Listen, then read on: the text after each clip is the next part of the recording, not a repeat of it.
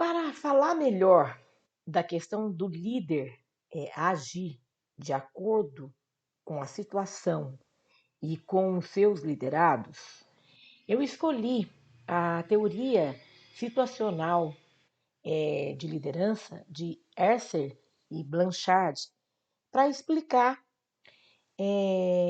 como isso funciona, né? Então, esse modelo, ele centra o seu foco sobre a combinação entre o nível de maturidade do liderado e o estilo de liderança. Vamos entender isso um pouquinho melhor, né? O líder vai agir conforme a maturidade do liderado. E o que nós consideramos como maturidade? O grau de capacidade e interesse de realizar um bom trabalho. Então, assim, quando se fala de capacidade, fala-se de maturidade para o trabalho. O que significa isso? É a capacidade intelectual, o conhecimento técnico, teórico, para a realização de uma determinada função, de uma determinada atividade. É a habilidade, é o saber fazer, saber colocar em prática os seus conhecimentos. E quando se fala de interesse, nós estamos falando da maturidade psicológica. E o que é essa maturidade psicológica? É a vontade, né? A disposição, a sua motivação para a realização de uma tarefa, e não só para a realização dela, mas para assumir a responsabilidade por ela. Então, diante dessa situação, né, nós vemos aqui uma situação muito clara de que, dependendo do nível de maturidade do funcionário, o líder vai assumir um estilo de liderança. Então, nós temos 4 níveis de maturidade. O M1, que são aqueles funcionários que não têm, eles estão despreparados, né, de capacidade técnica e intelectual, e também não apresentam motivação, não são desejosos de assumir a responsabilidade em relação à tarefa. O 2 são os funcionários despreparados, entretanto, eles apresentam disponibilidade, disposição e motivação para tentar realizar a tarefa. O 3 são os funcionários que têm a capacidade intelectual, né, têm conhecimento suficiente para a realização da tarefa, mas eles não estão dispostos a fazê-lo. E o 4 são os funcionários que estão, além de estarem motivados a realizar a tarefa, a assumir a responsabilidade, eles estão totalmente preparados para aquilo. O estilo de liderança. Nós temos o estilo de liderança 1, que o líder tem foco alto na tarefa e baixo no relacionamento. O 2, que ele tem foco alto tanto na tarefa quanto alto no relacionamento. O 3, que tem foco alto no relacionamento e baixo na tarefa. E o 4, que tem baixo no relacionamento e baixo na tarefa. Vamos mesclar isso daí, né? Lembrando aqui que o M4 é aquele funcionário. Desculpa que voltou, vamos voltar aqui. O M4 é aquele funcionário que ele tem um nível altíssimo de maturidade. Ele está preparado de conhecimento, né, na parte de conhecimento, de técnicas para a realização da tarefa. E comportamentalmente também ele tem motivação e interesse em realizá-la e assumir a responsabilidade por isso. Nesse caso, o líder é o E4, é aquele que tem relacionamento baixo e tarefa baixa. Por quê? Ele só precisa delegar.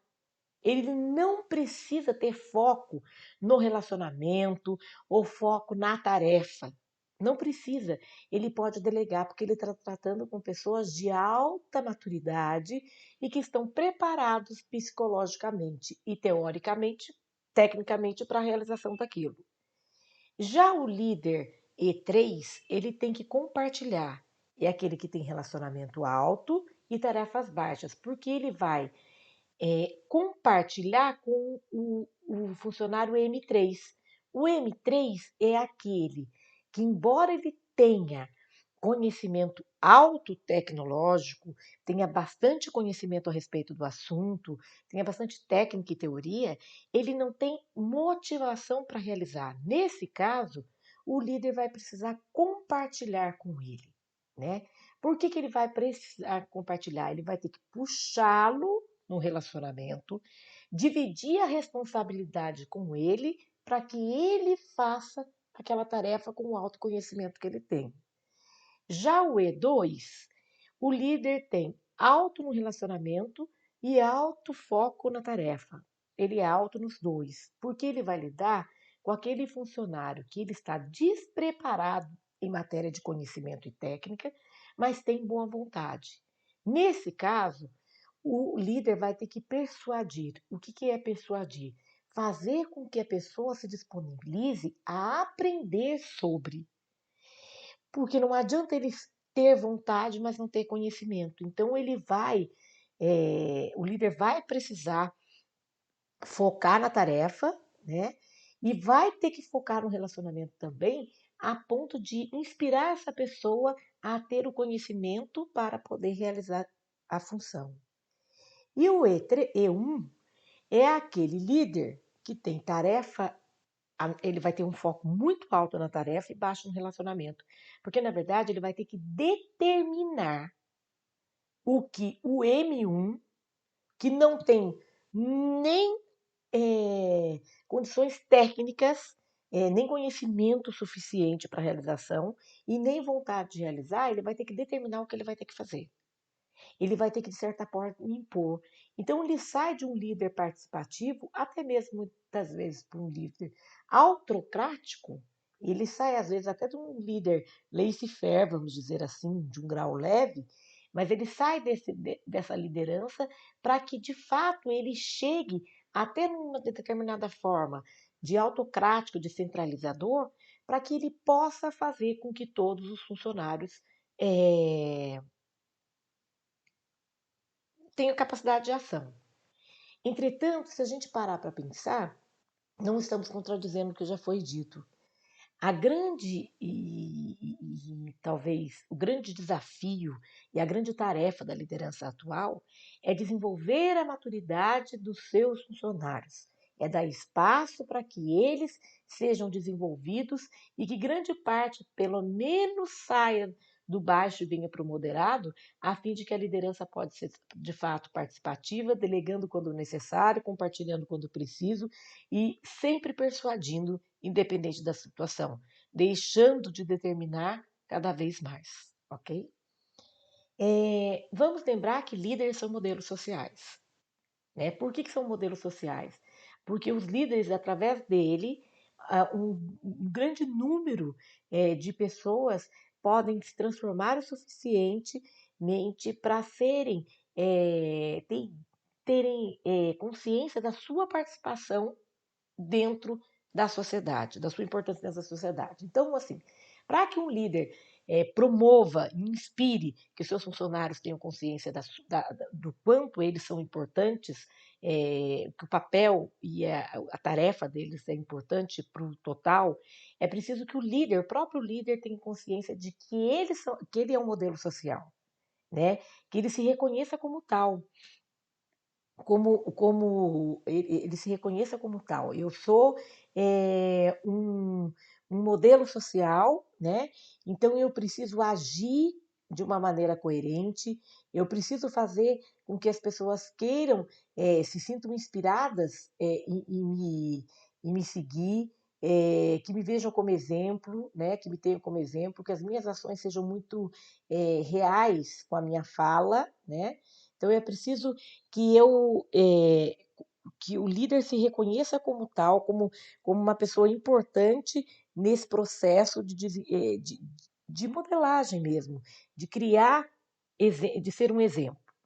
Né? É preciso também que o líder entenda o perfil daquela organização. A cultura organizacional é muito importante.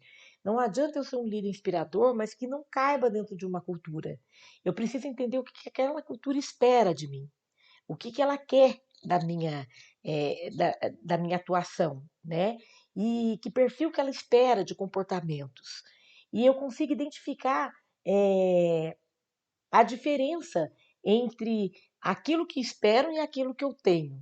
Aí, através de treinamentos e sensibilizações, eu desenvolva esse modelo social. Eu, quando falo eu, é RH, que eu consiga desenvolver. Então, eu tenho que gerar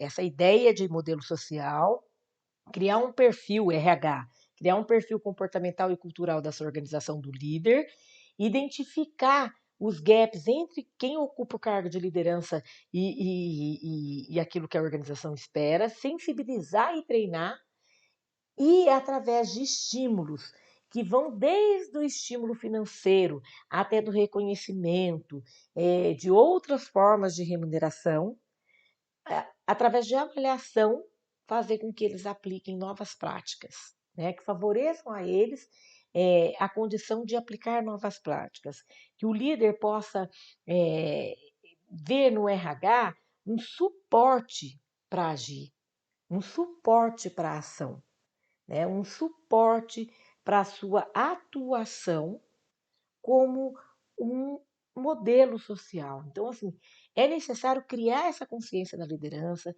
é necessário perceber, fazer com que esse líder entenda o que essa cultura organizacional espera dele, encontrar aí os gaps entre o que é esperado, o real e o desejado, né?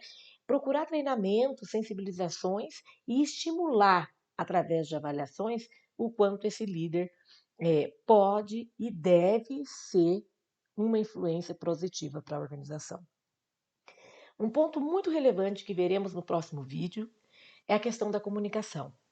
Nenhuma liderança se dá efetivamente se não houver uma comunicação clara e precisa entre líder e liderado. Vamos ver? Próximo vídeo fala sobre isso.